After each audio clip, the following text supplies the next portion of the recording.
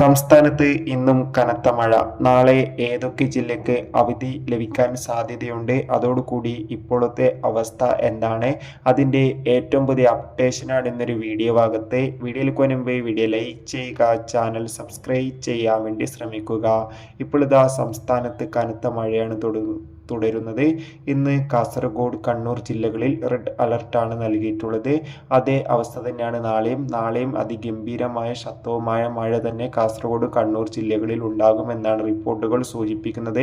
കഴിഞ്ഞ 3 ദിവസമായി കാസർഗോഡ് ജില്ലയിലെ എല്ലാ വിദ്യാഭ്യാസ സ്ഥാപനങ്ങൾക്കും ജില്ലാ കളക്ടർ അവധി പ്രഖ്യാപിച്ചിട്ടുണ്ട്.